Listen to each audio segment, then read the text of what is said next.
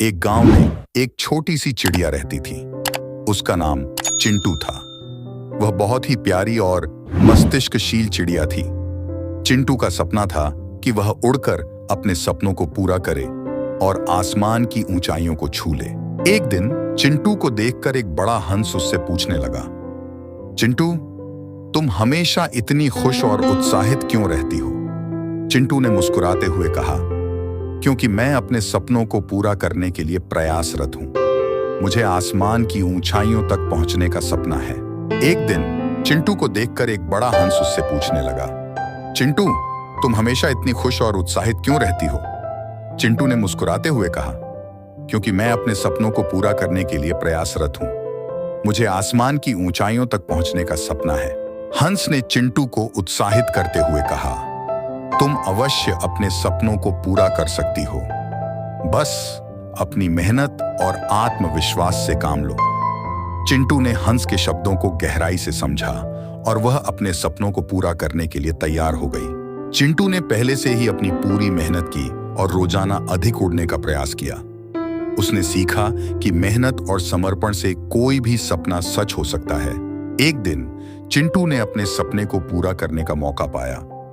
उसने अपने पंखों की शक्ति का सहारा लेते हुए ऊंचे आसमान की ओर उड़ने का संघर्ष किया।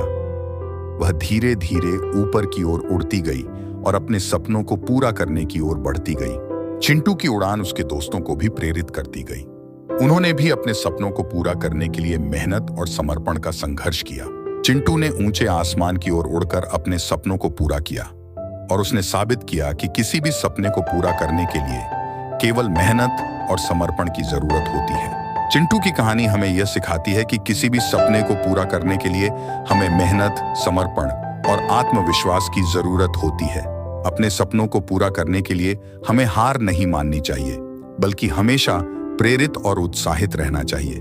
अगली कहानी है चिड़ियाघर। एक बार की बात है, एक छोटी सी चिड़िया एक छोटे से गांव में रहती थी।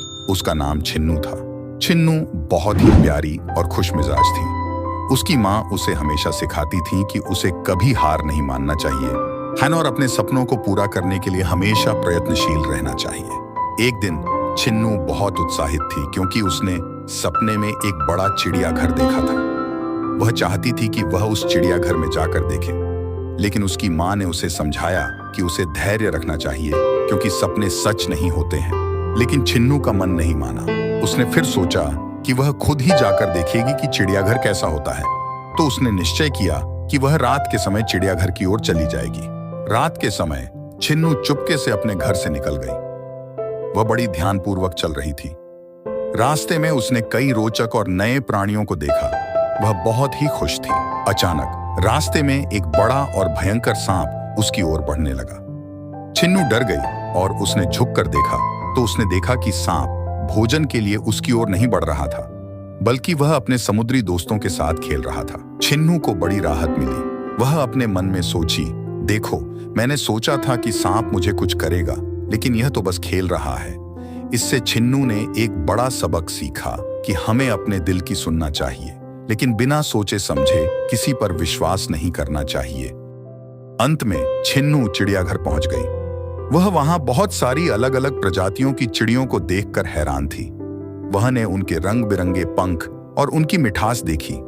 वह बहुत खुश थी कि उसने अपनी माँ की सलाह का पालन किया और अपना सपना पूरा किया। छिन्नू ने यहाँ देखा कि चिड़ियाघर के चिड़ियों को किस प्रकार संरक्षण मिल रहा है और वे कैसे सुरक्षित और स्वतंत्र रूप से उड़ रहे हैं। वापस आकर छिन्नू ने अपने घर की ओर रास्ता देखा।